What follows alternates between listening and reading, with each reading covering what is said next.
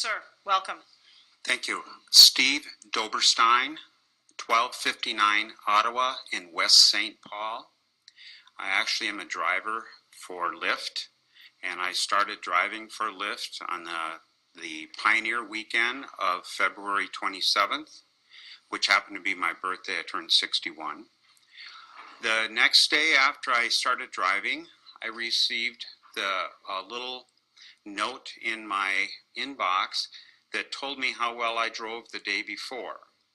I actually found that a couple people didn't like how I drove. I learned from that experience real fast. The one part about the apps that are available both to the passenger and the driver is the rating system.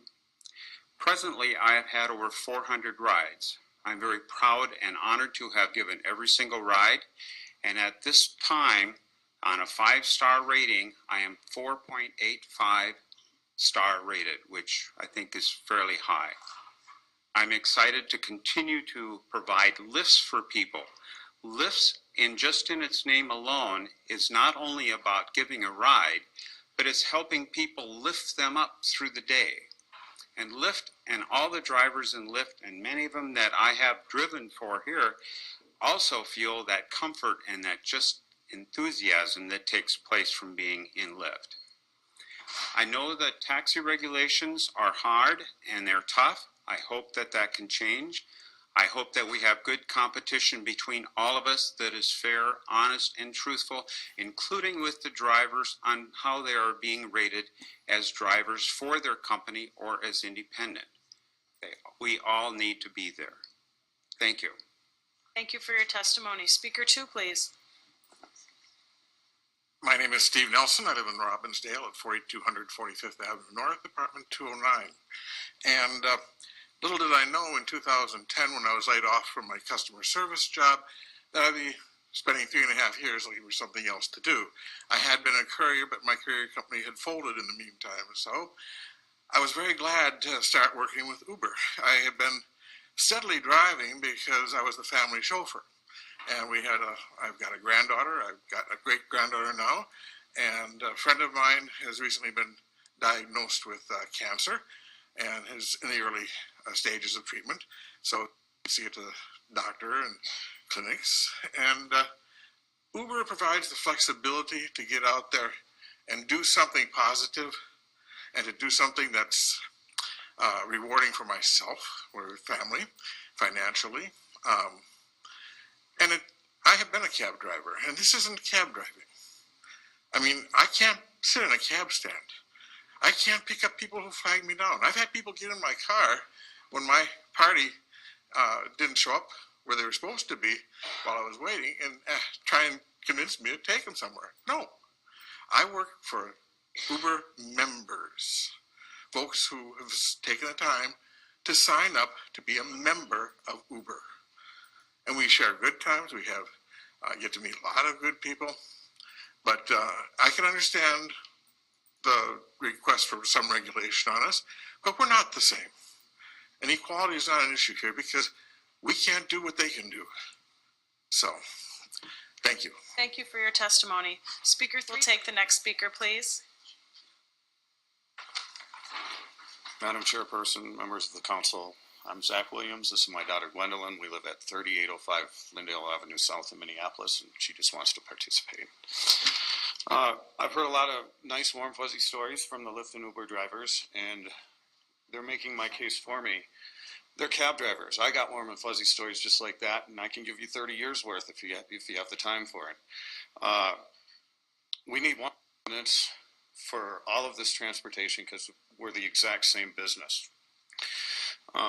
You've got billions of dollars of out-state money, out of the city money, coming in to try and skirt regulation, and don't be fooled by them. We're not asking for anything more or less than you give them, but exactly what you do give them. You got a driver that spoke the other night at the meeting that we had last Thursday. He used to work for my taxi cab company, and the city did everything they could do to revoke his license, and he's found a happy home at UberX. Is this truly the kind of regulation that you want to get rid of? I don't think so. It won't make it safer. freshman council members, you have a lot of power you don't even realize yet. I want you to be very careful with the decision that you make. It could shape the kind of politician that you're going to be in the future, whether you back the billions of dollars out of town or the citizens of the city right here. Bring on the competition. I've been in this business for 30 years. As long as it's a level playing field, which you promised us, then I can compete with them. I'm not afraid of them. Thank you. Thank you for your testimony. We'll take the next speaker, please. I just want to remind everyone who spoke to make sure you sign the sign-in sheet with the clerk if you didn't do that at the beginning. Welcome, sir. Yeah, thank you very much, council members, for holding this hearing. My name is Henry Keshi, and I'm a cab owner and driver in the city of Minneapolis.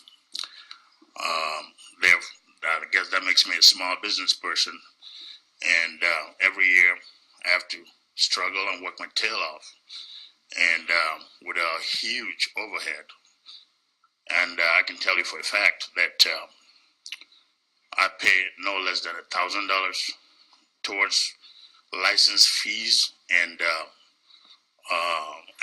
inspections alone in the city of Minneapolis, not to add the other costs, mechanical, repairs, gas, and what else. Most of us that drive cabs in Minneapolis, we have to deal with a lot of difficulties and a lot of unfair competition as it is. Currently, we have to compete against limousines. Limos are not licensed in the city. They're regulated or licensed by the state under different jurisdiction, but they can sit everywhere and anywhere they want. They parade as taxi cabs sometimes, and they don't get sanctioned by the Minneapolis police. Us cab drivers do. We also have to deal with shuttles and super shuttles that come in and go as they like. Now, you asking to add another angle to that. We're up to our necks already as it is. It's hard to make a living driving in the city of Minneapolis. We are overregulated. On weekends alone, drivers cannot have access to certain streets. First Avenue, namely, the business district where people are at, we can't get barricaded, and we get ticketed everywhere. Thank you for your testimony. I just want to, say that I'm not here to put on an act. This is not about theatrics or histrionics. This is real. And this country was built on one thing, one principle: equal rights, equal laws, equal regulations, equal justice. And that's all we're asking for. Thank you for your testimony.